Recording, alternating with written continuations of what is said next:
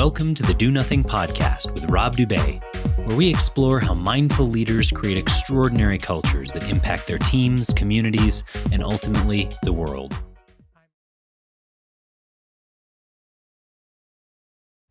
Well, Jack, thank you for joining me. We're here at the Gathering of the Games 26th Anniversary Conference. That's hard. Can you believe that? No, I can't believe it.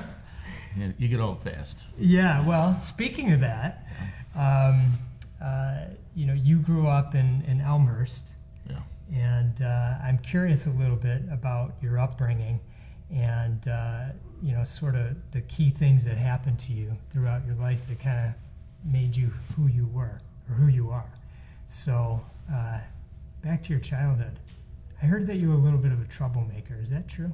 Well, I came from a very, very, very overly strict environment. Uh-huh. And it just didn't sit real well. I mean, my entire family was Irish Catholic, and my grandparents came from Ireland. And so we really were, I was an altar boy, and I would serve all kinds of masses, and I was trying to get everybody out of purgatory, and I would go to, All Saints Day and All Souls Day, and you'd give 3 or 5, 10 masses. People would get married. I had to serve masses, so I was in that very disciplinary routine at a relatively young age, and I wasn't even questioning whether I had faith or not. I just went out there and did it, okay? Because those were the rules of the game at that time. So, I kind of rebelled at a very early age. I started questioning and doubting a lot of things, mm-hmm. and proceeded with that doubt for into my teenage years. Mm-hmm. Who was influential to you at that time? Well, there's a lot of, good and bad, you mean? Mm-hmm. Well, I think that if you ever went to school and you had nuns, they were somewhat influential in terms of never wanted to go to school with a nun, because of the disciplinary action at that particular point in time. I think then we were brainwashed with seminarians. The priests came in and, really capitalized on our involvement in church activities, and so that led me to the seminary. And so I went to the seminary and actually flunked out of the seminary. I just was not. I was not socially acceptable on my. In the seminary, are you studying for priesthood? Yeah, I was going to be a priest. Wow. I was going to be a missionary in New Guinea. Oh my gosh. I don't know why. I don't have the foggiest idea. Maybe it was, how old were you then? 14. 14. Yeah, so they got you really young, mm-hmm, Mm-hmm. And it was a cloistered, and you were totally. You saw no women. You saw no parents, and it was almost a brainwashing technique. You get up at 5:30 in the morning, and you went to services, and then you went to classes, and I think I took 2 or 3 courses of Latin every single day, and I could, and I won't, these are the questions you have, why? Why do I do Latin? Am I going to meet a dead gladiator later on in my life? And questions just start occurring, okay? And so I was always trying to seek answers. Ultimately, what happened is that I became one of these people that would sit in the second floor of an algebra class looking out the window thinking about treasure hunting and lost Dutchman's gold mines, and paid no attention to what was going on around me, and only dreaming about adventures and excitement, and was more concerned with trying to figure out how to invent the hula hoop or the pet rock and go down to Florida and put my feet in the ground and not do anything. Uh-huh. So I don't know. I just think that very, very strict discipline leads to some kind of a breakout, Mm-hmm. And I broke out, and I left the house at a very early age. I know I signed a lease that I was under 21 and mm-hmm. claimed I was 21, and I had an apartment. It was like they would call it the cat's meow in those days. It was a beautiful place with an indoor pool and grill and everything like that. And I thought, man, I had it made. Uh-huh. I just thought I had it made. And then I was calling every girl in town. I was making dates, and I think one time I had 3 dates in a row, and I decided to call this girl in Michigan State University who I had previously dated but dumped me about 3 times, and so I had 4 dates lined up in this $350 a month apartment. And I found out she was coming home that week, and I go, oh man, this is unbelievable. I had my 4th date in a row. And then I have it all set up, and I fall in love with the girl from Michigan State. All the other things went, and I ended up with like $300 phone bills calling Michigan State every night and things of that nature. So, How old were you at that time? 20. 20. And Yeah. were you in college? I failed at everything up to 19. I failed at the seminary. My parents told me that I could go to college if I picked a disciplinary college. So I went to a Franciscan college in Quincy, Illinois, that had 57 taverns in the town, right? So I didn't I lasted there till the last day of the 2nd semester. And they sent me home and called my parents, and they said, I don't think your son's vocation is to be a college student. So I was feeling pretty miserable that I'd blown $2,000 of my dad's money at college, and I decided I'm going to join the Marines, right? So on the way on a train from Quincy back to Chicago, I decided I was going to join the Marines. My dad was waiting in Lincoln at the Union Station. I got off, and he ran up to me, and I go, yeah, I know I screwed up again. And I said, but I'm going to get myself straightened out. I'm going to join the Marines. My dad was an industrial engineer and a time study engineer, okay? Time study. And a standard cost guy later on in his career. Reached in his pocket, gave me a dime, and said, call him right now. So I called the induction board. This is the height of the Vietnam War. And I would prefer to go to Vietnam than I was going home, all right?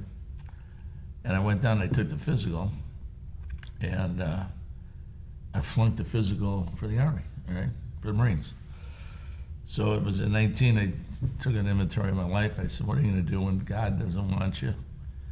When the military doesn't want you, the education system doesn't want you. And so there was this help wanted sign about, going to work. And I thought, well, I'm going to change the business world. I'm going to go into business. So at 19, I ended up working in this factory in Melrose Park, Illinois, and it was the scariest place you ever saw in your life, right? 4,000 people. We spoke 5 different languages. We were having serious race relationships at the time, so there was a lot of, really bad stuff that was occurring not only in the factory, but even when you drove home at night, they were shooting people, in Eisenhower Expressway. I mean, it was just petrifying, all right? And I went in and, I started in the mailroom. And what was hysterical was at that time, businesses were all about command and control, and it was all about security. And this factory had built military parts for World War II. So it had an added sense of clearance, right? So everybody had a pass on where you were allowed to go in a factory a mile each way, right? So there was only 2 people that could go anywhere in the factory. One was plant manager, one was the mail person.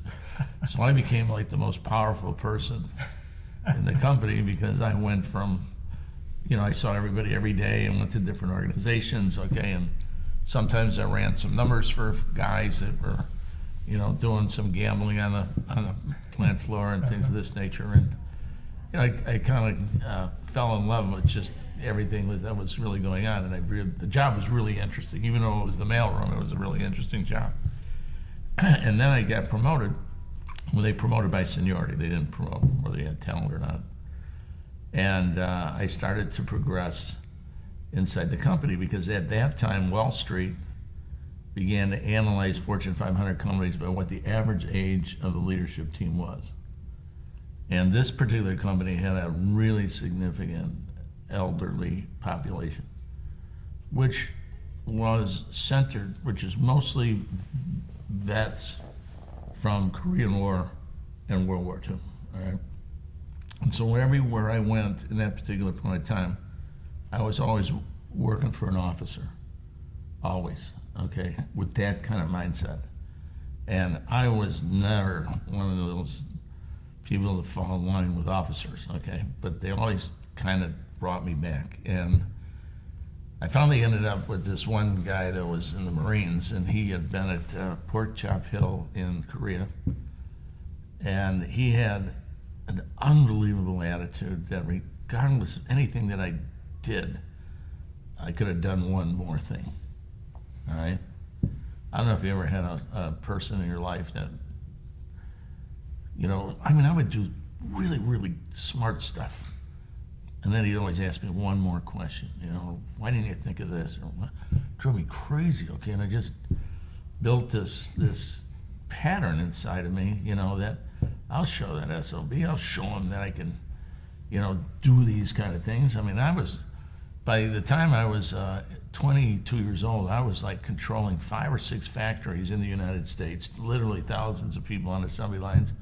I was moving material everywhere. I was flying cargo planes from Louisville to Springfield, or from Elmhurst, getting forklift trucks that take transmissions to the assembly lines, and yet this guy would tell me one more thing I could have done, all right?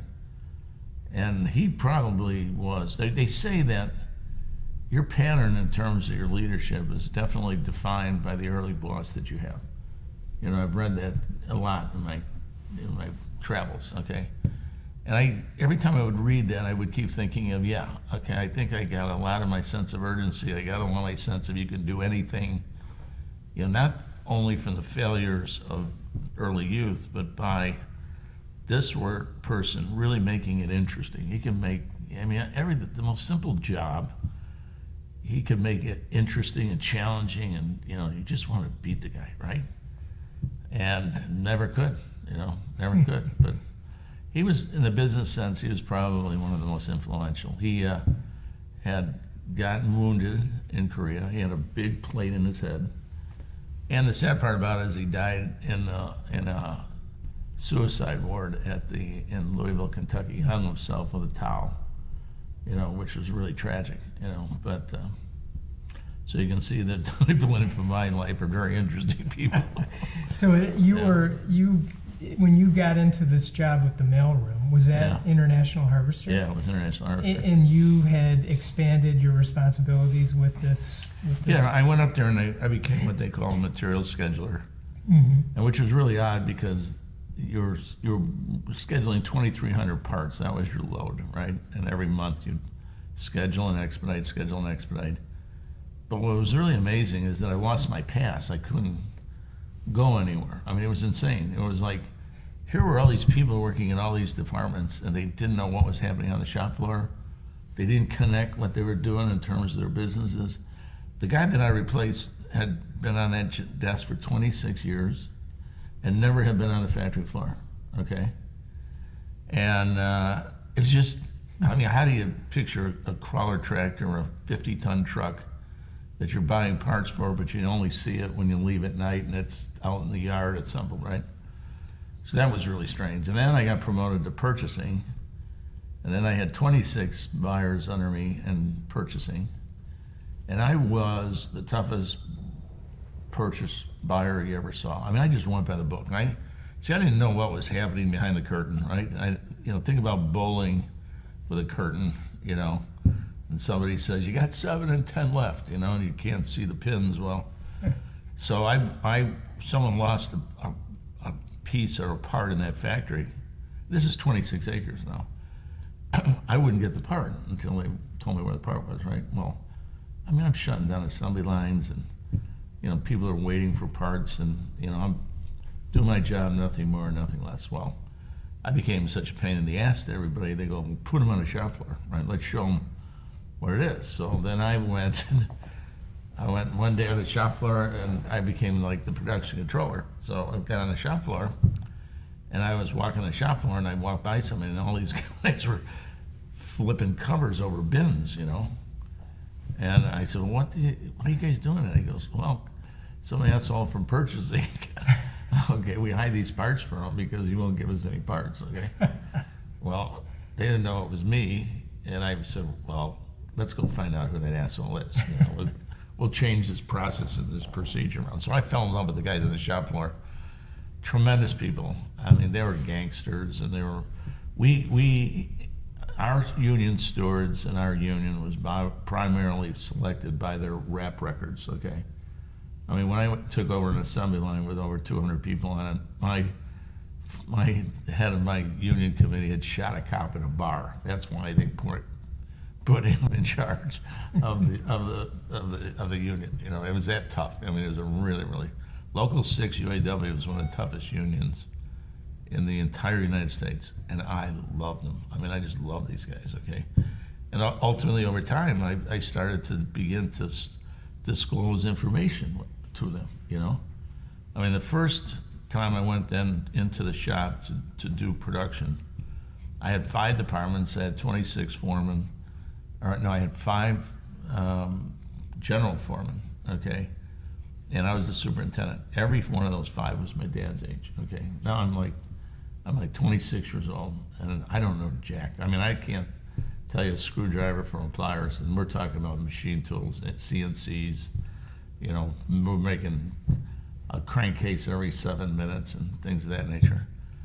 And I remember, and I always did that. I mean, of all the jobs that I ever had, I'd always freak out real early in the job. And I still think that there's something about a freak out factor. And I watch my entrepreneurs when I put a new person in a job to see how fast they freak out. And the faster they freak out, the more I know that they're going to succeed. Okay, because people think they can do any job. And when they look at the job, it looks like this, you know, I can do that. But when you go into the job starts to go like that, right? And then all of a sudden you go, oh my God, I didn't realize it was that big.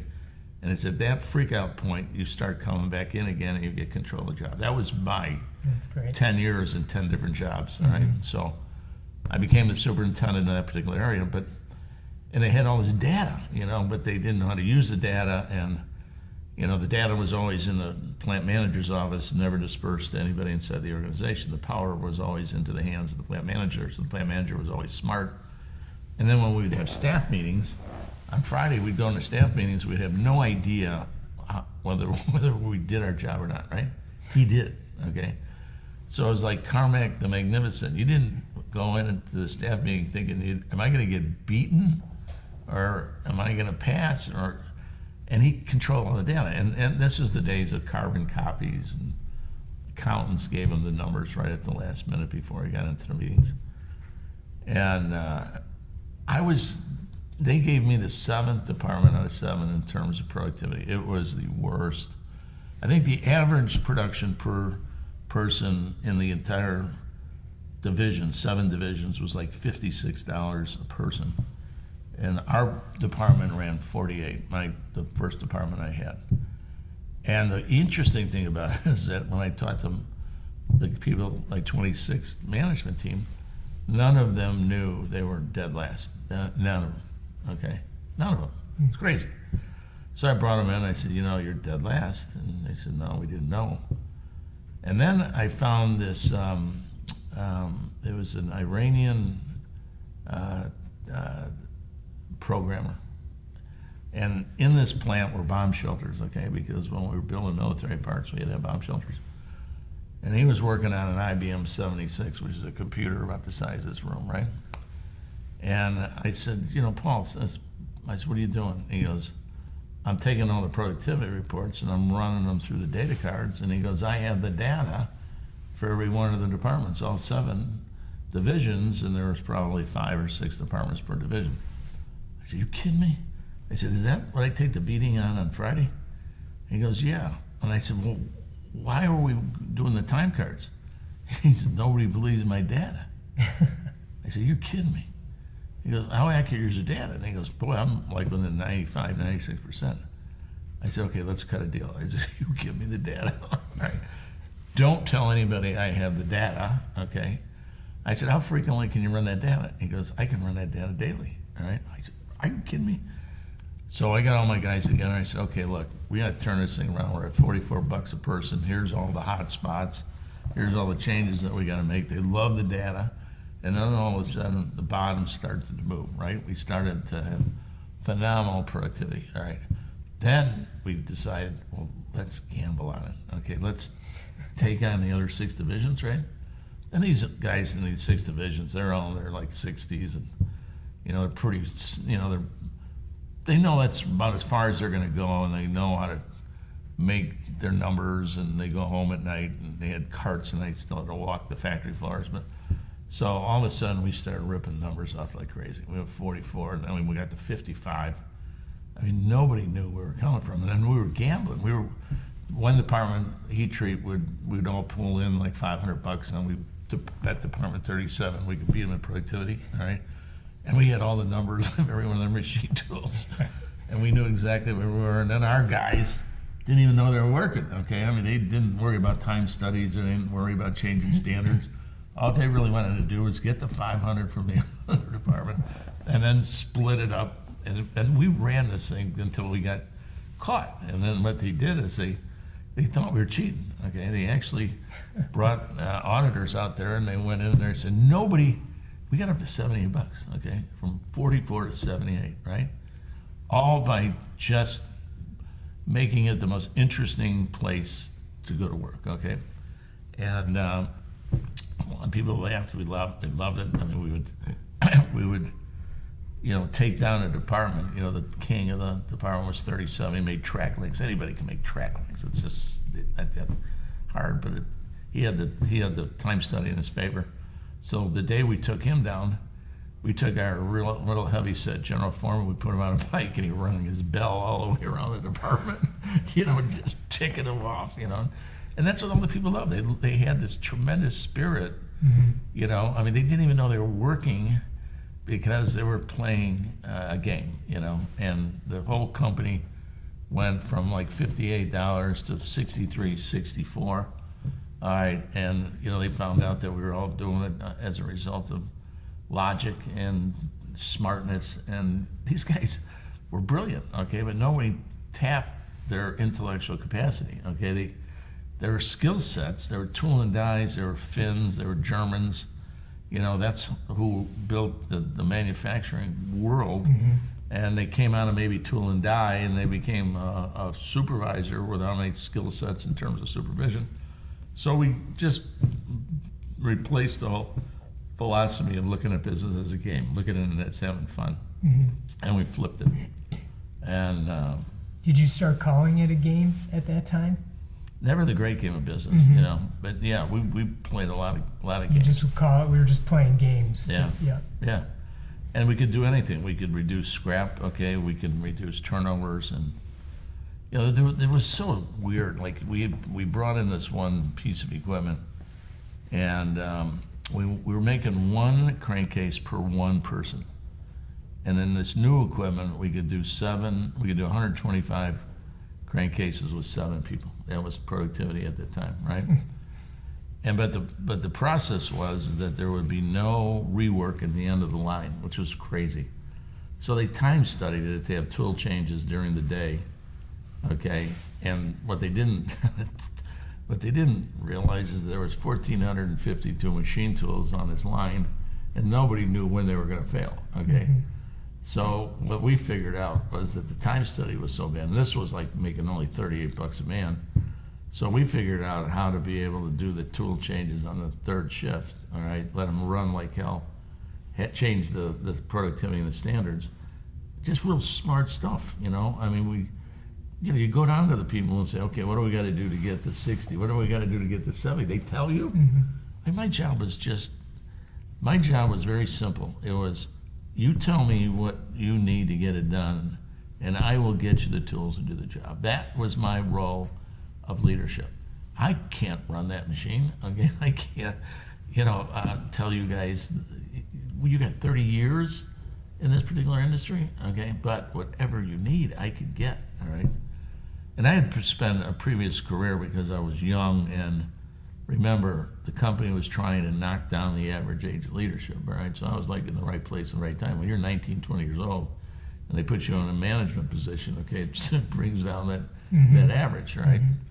So we it was the time of my life. I was having the time of my life. And then they said, look, we got a factory in Springfield, Missouri, and I was born and raised on the streets of Chicago. I didn't even know there was a Missouri, let alone a Springfield. And they said, go down there and see if you can turn it around. If you can't turn it around, shut it down, you know.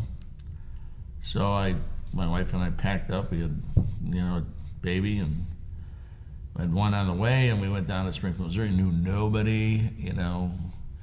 Missouri is called the show me state, and I got on the shop floor, and it was like everybody's staring at you, and everybody's trying to figure out how old you are. I mean, I'm like 28, 29 years old. And I went into a meeting and gave him a rah-rah speech. The first thing the guy asked me was, how old are you? You know? So I knew I had a long hill battle, but I fell in love with the people. They were tremendous people. They had this entrepreneurial mentality. Most of the people came from farms, you know, and they could do anything. And once again, it was, okay, let me tell you what you need, or you tell me the tools you have to do the job, and I'll get the hell out of your way. And man, that thing flipped like crazy. I mean, it turned around, and it was always pointed in the right direction, and we were celebrating like crazy, having a ball. It was a non-union factory, so I went from a union factory to a non-union factory, and we were knocking down, you know, corporate achievements. Okay, I mean, we drove the president of the company crazy, because there'd be like an annual safety award where that guy would have to fly down here, you know. And we just did it to bust his ass, okay? I mean, it was like, he wasn't really one of the nicest CEOs in the country, all right? There's a legendary story about this one guy who we hired from Xerox, and we got rid of the Brooks McCormick family, and when we hired him, the Wall Street Journal's headline was, Xerox's gain, harvester's loss, okay? All right, and they then had the story about how we missed the copier market at Xerox, okay? So this guy then hires another bad guy, and the bad guy they hired is from Continental Can. And all he did, is his claim to fame was he figured out how to shut down factories before people got their service. All right, he's that bad of a guy, okay? So this is the guy that now we're working under, right? So we're doing everything right just to needle him, okay? I mean, we won the safety award, and we had to go out, and he flies down in his corporate jet, and he gets off, and the first thing he says is, I'm late, I gotta be at a cocktail party back at such and such a time, I wanted to make it up here, you know, not even hello or goodbye. We take him to the factory. We had gone to the funeral home to get chairs, you know, and the ladies got their hair done, and the guys cleaned their fingernails for the first time in a year, and we sat in this meeting listening to this giant of industry, and he came and he said, you want to know how to improve safety? And everybody gets on their chair, and they think we're going to hear those words of wisdom. And he goes, get rid of people. He said, without people, you can't have accidents. And I went, are you shitting me? I said, this is this corporate executive that's going to deliver this message to these people that went to work and had this incredible performance in terms of safety, and that was his message, and he went back to the business. And then we did everything from productivity to sales to drops in inventory. I mean, we were on fire. And then the company ran into a really, really significant problem. We had a recession, and then what transpired was the two new people, they took on the union, all right? No plans, no strategies. Their critical number was that if we don't break the back of the union now, we will never, and this is our best chance. The union struck for 6 months. We brought in billions of dollars with inventories. We had no plans, okay? These guys did not know our business at all, okay? And the union stood firm, and we got creamed. We ended up owing $6 billion to 200 banks. And so we became the headline. We became one of the first Fortune 500 to spin out of control. I mean, we killed cities. We shut down Louisville that had 8,000, 6,000 people. We shut down Memphis. We shut down East Moline. I mean, it was tragic. And we were 115,000 strong at that time. And by the time these guys were done, we were down to 11,000 people. Wow. All right. So we were laying off like 1,000 people a week for 2 years. All right. I mean, it was really sad. And but we were of the 17 manufacturing, we were the smallest, right? So they take the big ones out first. And then I would go to the shop floor, and we were doing really good, and somebody just saw an NBC report on international, or they read a Wall Street Journal, and they would ask us questions like, should I get married? Should I have a kid? Should I buy a car? All of a sudden you go, holy Christmas, why are they asking me these godlike questions? Don't they understand that this is an economic mess? Can't they read the paper for themselves? They were petrifying, okay? There's nothing more petrifying than to think that you're going to lose your job and you're going to put your family at risk. And unemployment in the United States at that time was 12%. All right, so it wasn't a matter of getting a job. Today, at that particular point in time. So now I go at night saying, oh my God, how do we build this structure where, people are asking you these godlike questions and they can't answer these questions for themselves. And I'm trying to get this monkey off my back, okay? Because I'm the only representative international in that town, right? And so it was horrible. Nights were horrible, sweats were horrible. And then out of just nowhere, desperation, I went to the people and said, don't get married. I said, don't buy a car. Save your money. I said, because one of three things are going to happen to us. One is that they may sell us. I said, two is they may just shut us down. And when they shut you down, it's cold. There's no parachutes. There's no soft landings. You are shut down tight. And just on the street. And then the third one is that if you do survive and you have no capital, you die a slow death, in terms of capital. So again, I was trying to get the monkey on my back, and I thought, well, why don't I just ask them if they want to buy the company, thinking that for sure they'd say no, that they would just say, what do you know about running a company? You can make an engine, but this is not this is a company now. This is serious stuff. So I called that meeting and gave them that get one for the Gipper speech, and I said, you want to buy the company? And not one person said one thing. If Rin Tin Tin had given that speech, they would have followed Rin Tin Tin. They were so scared, okay?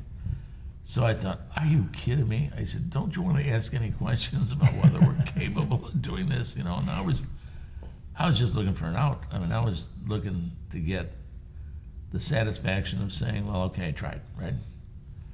So then I go back and I got to write this letter of intent to the company, and I wrote this letter of intent. It was the worst letter of intent you ever saw in your life, and I took it to my controller, and that's what they called accountants in those days, controllers. He looked at me and goes, this is the most fraudulent document I've ever read in your entire life. He goes, you're going to go to jail. And I said, why? He said, well, you're offering him millions of dollars you don't have, okay? And you've got all these terms and conditions which you're not going to get, And I said, okay. And then I remember scratching out all subject to financing, which was kind of like indemnification, right? Mm-hmm. So I sent it to this 401 North Michigan, the corporate offices, and man, I'll tell you, within like 24 hours, 2 jets come into Springfield.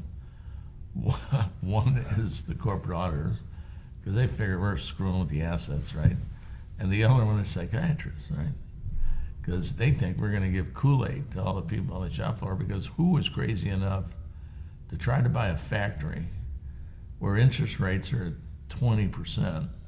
There is no capital available, okay? We're in the midst of a recession, all right?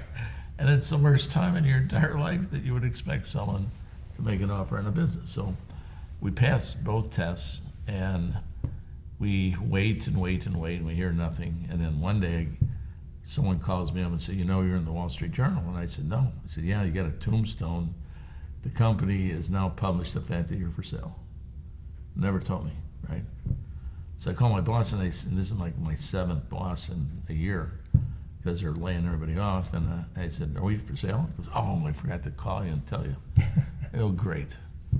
So then we're 547 miles from Chicago, and it's in the middle of winter, and they got one person doing divestitures. And the first thing you do when you put a tombstone in, you get every liquidator in the world wanting to look at the business, right? Every junkyard, every salvage yard, okay? you're not looked at from a strategic value in a recession. So they had like 50, 60 people. And then they finally called me up and said, look, we can't do this. We're going to send them down and have you take them around and show them how good a business is. I said, I got a bid on the table. I said, this is insane. This is a conflict of interest. He said, well, we don't have a choice. We don't have any people. We got to, do something with the asset. So I had this routine down. I would bring a person in, pick them up at the airport. I'd take them back and talk about the hazardous material pits in the backyard, and that the birth rate at the hospital was questionable, and they were running a dye to our factory, and, like, what was I supposed to tell these guys? It's a great management team, and blah, blah, blah, and then they'd all try to buy you off. I mean, they'd all go in the parking lot and say, okay, kid, you come with us, and we'll take care of you. Mm-hmm. And then they sold us, okay? And so now I am going to this company, and I go down to Texas to be indoctrinated into this new company. I felt like, remember in the old days they used to put people in cages, and then they on wooden wheels, and they'd roll them through the towns, and people would throw rocks. Okay, that's exactly how I felt in this company. Okay, and even the president of the company said that. He said, I just want you to know, he said, we were able to buy it at such a cheap price. We thought that even if we had to liquidate it, we could make money on it. I mean, nothing broke my heart worse than that. And I finally said to him, I said, I thought a lot more of you if you thought about the opportunities that you have down there than you telling me you just bought it because it was pennies on the dollar. So now I'm really low, and I call my wife up, and I said, I'm walking, I'm quitting. They're not going to give our employees their benefits back. They're not going to talk anything about compensation. Everything's frozen. I got 4 kids now. My wife's begging me to stay on the job. She goes, you got to stay on the job. Promise me. I mean, I was at the biggest wit's end you ever saw in your entire life. I mean, I just did absolutely. I even walked out of the president's office and headed right to the airport. I didn't even finish the rest of the day. And then I promised her that I would, I'll fly back, I'll stay until I find another job. And then 3 days later, they were in the last of the negotiations, and they broke off. And they went into separate rooms. And the guy from this company, Dresser, called me up and said, we're in the final, we got him where we want him right now. If anybody calls you from international, don't take the call. Well, that's kind of bad. I'm still getting a paycheck from international. Right. You haven't conducted the deal. I get a phone call from international, and it's the negotiator, and he goes, can you come up with $2 million more? Remember, I didn't have the first offer of $7 million. All right, I didn't have that. And now he says, you guys can come up with $2 million more, we'll sell it to you. And I took the call, and are you kidding me? So then we went to pursue trying to buy the company, and we had made previous attempts. And I mean, if you really want to get an MBA in business, go for an outrageous loan. Okay, just go for an outrageous loan, and then every banker in the world is going to tell you what's wrong, what you got to do, how you got to look at it, how you got to propose it. Eventually business plans become more from the investor perspective, not what you think you can do, right? Mm-hmm. But you learn a tremendous amount about equity and financing. And what was amazing is that I'd spent a lifetime on metrics relative to businesses, all right? I mean, I could time study a gnat's ass. I mean, I could make a crankshaft and put it in an engine and have it come at your family at 70, 80 miles an hour in a truck, but nothing relative to the company itself, right? And I was running all those metrics in those early days, teaching people productivity and numbers. And I thought that was the whole success of the business, was centered around the product or the service, all right? Because that's how the organization is set up. Job descriptions are run that way. Incentives are that way. And we would always make our incentive programs, but still read about how bad the company was. So it was a tremendous disconnect. Mm-hmm. I never noticed it at that time. Okay, so now I'm going into bankers, and they're asking me about liquidity ratios and debt to equity ratios and terms on payables and terms on receivables. And I'm going, I never learned anything like that at all. I mean, I could build a 50-ton truck Okay, but I don't know a damn thing about the metrics of business. And I began to realize that there are two sets of metrics in a company: metrics on the service and the production side or business side, and then metrics on the business itself. And so I would write business plan based on the lenders and get turned down and turned down and turned down. But I learned more about business, and I came from manufacturing, which is all about increasing productivity, and it's taking constraints out of the process. And I said to myself, why do we have two processes? Why do we have metrics on the products and the services, and then why do we have metrics on the company? Why wouldn't we all have the same metrics, right? I mean, if I taught the people the metrics of creating a great company, wouldn't we have to have better products and services? Okay, it was like, how did we miss this in our lifetime? Okay, and so I started toying with it. I started playing with it. I began to realize that you had things like, quality metrics, and I would say to myself, well, what if I took quality metrics, the balance sheet, and wouldn't we have to do things differently internally in order to be able to make absolutely certain that we could meet loan covenants, and we could make certain that the strength of the company would be built around the balance sheets, and begin to change the dialogue. And what I wanted to do was take everything that they had learned about a product and service and say, okay, your product now is a company. That simple, okay? Now let me tell you how you measure a tremendous company. And there's only like maybe 7, 8 financial ratios on an income statement, maybe 5 on a balance sheet, maybe 3 on a cash flow statement. So it's not like building a truck, okay? All right, and it's an oversimplification, all right? And yet they've disguised this as being something that nobody can understand. And it's simple, okay? And so I began to talk to the people inside of the business, and the language would start changing. And then one day, I got a Wall Street Journal, and it talked about a bank that was in serious trouble. They had fired their foreman, they fired their president, they fired their chairman. They're closing down their asset-based lending organization. And in the essence of the thing, it said, in order for this bank to survive, they had to take on more risk.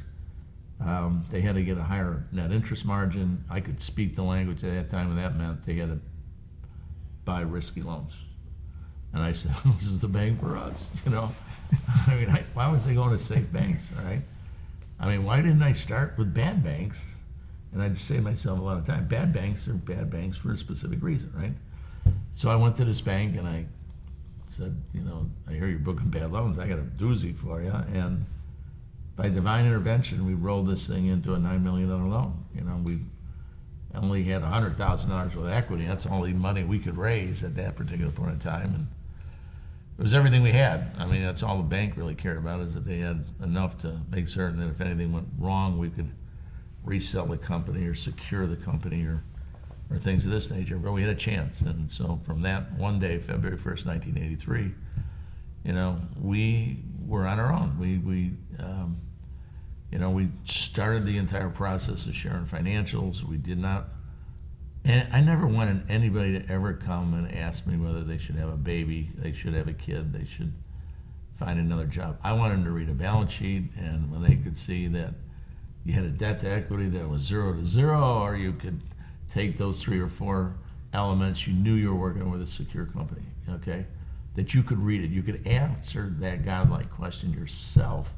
And that was kind of the mental transformation of ownership. I just did not want them to be looking up at leadership, okay? And I thought the metrics, or the matrix that we had, where you have somebody up here and then somebody working for them, had literally failed the past 100 years, okay? And so what we wanted to do was replace the way we led the company, all right? And we didn't really want it to be a charismatic leader. So we designed a system. We thought, there was a real smart guy, Deming. I don't know if you remember Deming, but Deming was the one that turned Japan around. I mean, he was so brilliant, he had to leave the United States and apply a system outside the United States. Then you come back to the United States, and it's identified as a good system, right? So he started the quality movement and the statistical process control, but he said the most amazing thing. He said, the Achilles heels of the American management system is the way the Americans manage. He said, 9 times out of 10, when you get a problem, you shoot the person. Or 9 times out of 10, you got a systems problem, and you should be fixing the system. I thought that was brilliant. Then I began to realize, well, what system is he talking about? And I thought, wouldn't it be interesting if we had a system, okay? And instead of just figuring out who works for who, we just keep working the system, okay? In other words, I think what he was really saying is that if we built a really good system and we had a deviation and a variance in the system, let's fix the variances and the deviations, okay? And then continually create a better system, all right? So in our very, very early years, we began to realize that, hey, you know, first of all, let's tell people what they're into, the markets, the people, the competition. I mean, let's really turn this thing upside down and kind of build this system on knowing the rules to the game that they're in, okay, and how to survive in the markets that they're in. And then let's reward them based on how well they do in terms of the markets. And let's figure out how in between that we give them scorecards no differently than we did in Melrose Park, Illinois, you know, 15 years ago, to be able to constantly measure how well the product, the company is doing, so they're all participating in it. So we didn't know it was a great game. Most of these phrases you hear about what we do came from authors and writers, and, you know, I mean, it's kind of embarrassing, you know, when they took our phrase mini games, or they took our phrase open book management, or they took the great game of business, okay? We didn't invent that stuff, okay? That was where our systems, okay? They just, when they're writing articles and things like that, they always have to, you know, add these kind of flavors to the articles and things like that. And so all we were trying to do was to be able to get people to become business people, all right? Where they would look at it from a private equity company, a venture capital company. We wanted them to look at it, you know, as a banker would look at it from a banker's perspective. No differently than the house that they own. We want them to understand that, you know, if they keep that house up, they're going to get the highest value for it, okay? That you're always going to have a new roof, and you're going to have the bushes, and you're going to have the lawns. And business was the same way. Look at the weaknesses inside of the business and have the courage to fix the weaknesses, and then let's just make absolutely certain we have repetition in terms of the system. And then repetition became a really, really significant factor, because that was what the accelerated learning process is. We began to change the culture and the behavior of the company by repetition, repetition, repetition. But the idea of repetition is that it can't be boring, okay? And so you got to make repetition as exciting as you possibly can. And then that came in with making everything really interesting, you know? Having targets, having goals, making goals, celebrating goals, okay? Wanting to come in the next day to see how well you did the previous day, see what course you were on, okay? Build bonus programs on quarterly basis, not annual basis, all right? Giving them a taste of it early so they use an entire year instead of waiting to the end of the year to try to get an annualized bonus program, all right? So we worked on the systems portion of that as a group, okay? Not the leader of the company saying, all right, this is the rules by which we're going to run by, okay? So when we ever would have a problem, we said, what part of the game aren't we playing? All right, what are we doing wrong relative to the system?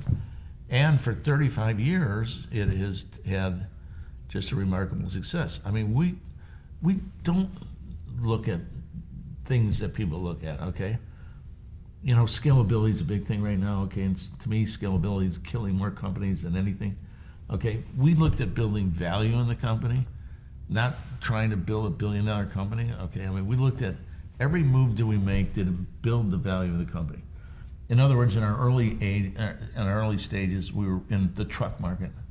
The truck market has vulnerabilities. Well, if the truck market has vulnerabilities, it has vulnerabilities in the company value, okay? Because what the bankers are going to say is that all your eggs are in one basket. Therefore, we're going to have to take you're going to have to take a cut on the house you're trying to sell, right? So then we'd sit there and go, okay, well, it goes up in a recession, and it was car parts. So we got into car parts. You know, we got into car parts. So if anybody sat there and said, you know, you're only in truck, go, oh no, now we're in that, okay? And then we got into the marine business, okay? And then we got into construction, we got into industrial. And so we built this kind of diversity, okay, knowing fully well that markets go up and markets go down, you know, and what we want to do is to continue the value, building the value. So we looked at it from a balance sheet perspective, okay? Never getting too concerned on what the top line was, knowing that we needed to forecast the top line in order to be able to make certain that we're pointed in the right direction at all times. So since 1983, that $100,000 today is worth over $250 million, all right? Now, the cool thing about it is that $250 million has gone back to all the people in the organization that have built the system. But more importantly, it ends up going back into the community, because in 1983, we didn't have a lot of jobs in 1983. So what they have been able to create is like over 4,000 jobs in that community, okay, with now people retiring that have really retired with over $100 million in the equity that they have built up over that period of time. And that goes to the community 3 or 4 times, all right? So the system has really, really, really worked for us, okay? It's been an incredible system. And what's really kind of funny is that we open up our books, and then we open up our doors, and now we try to share it with as many people as we possibly can through all different types of vehicles and communications. And, you know, Bo wrote a book about it, and he found it to be quite interesting. And then people read the book, and light bulb went out, and they said, you know, I always thought that was the right way of doing something. I mean, the book sold because, not because it was rocket science. The book sold because it was in the heart of so many people, okay? But nobody stuck their neck out and said it could be done, right? Mm-hmm. And we didn't do it like being smart. I mean, we just did it because we thought it was the right thing to do, mm-hmm. right? And then that's how it then began to pick up one after another after another. And so today, I mean, it was pretty interesting when the first Inc. article came out. We were put on the cover story, and then all of a sudden people want to come and see you. And we're a garage shop. I mean, we don't have a conference room bigger than this, okay? And then they would come in and they would want to sit in the meetings, and they would want to, you know, talk to the people. You've been through this, right? Yeah. And then one day we had the head of Patagonia comes in. You know, did you hear that story? No, I haven't heard. All right. Well, she comes in. Susie comes in, and in the midst of our staff meeting, our huddle, she starts to do a yoga pose, okay? And wraps both of her legs around her head, right? In the middle of this manufacturing meeting in a conference room where everybody's like this. And she's sitting over my right shoulder. Well, one guy in the room, he can't hold it anymore. I mean, he just starts laughing, and it was embarrassing, okay? So after that meeting, you know, people said, can we have our staff meetings back? All right, can we just, do we really have to have everybody coming in? And we said, okay, I totally agree with you. All right, this is getting totally out of control. And then we just started to have it more, a couple of days a week, and then we spruced it up with charging people and having it in off-sites. And, you know, we built it into like an accelerated learning process for people that are interested in it, so. But the neatest thing about it is that it works. And I have the greatest opportunity to see so many successful companies as a result of it. You know, I do not see unsuccessful companies as a result of it. Mm-hmm. You know? Yeah. When I met you many years ago, you asked me if we were practicing open book management. Right. We weren't. And you asked me why. And I explained that it just didn't really work for us. We were different. Yeah, you're different. I hear that all the time. Well, we're different than you, you know? And that's what you said. And that stuck with me, and I went back, and I needed to be hit in the head a couple times. And this happened with you a couple times after that. Yeah. And it took until... Well, you came to see us. We did. Yeah, we had a really good... Yeah. We went off site to a really nice place, had a catered meal. Yes, we did. Yeah, that was fantastic. Yeah.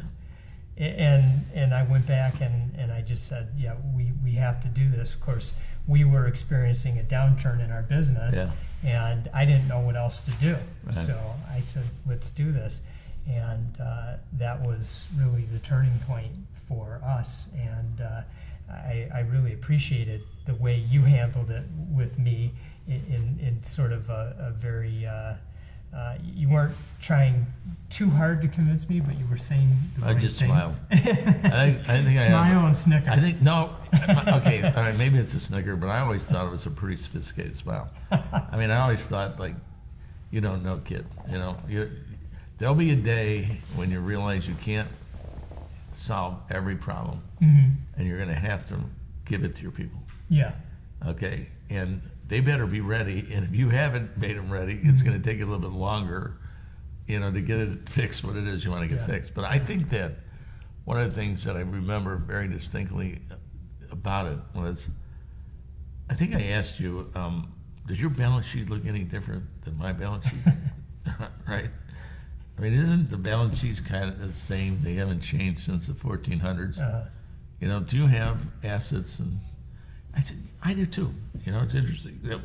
So how could we be different if we have the same report card? Yeah. Yeah. Well, I love the one thing that you said, which was, well then if we're not making money, it might make our team members worried, and if we are making money, they might think they're not getting enough. Yeah.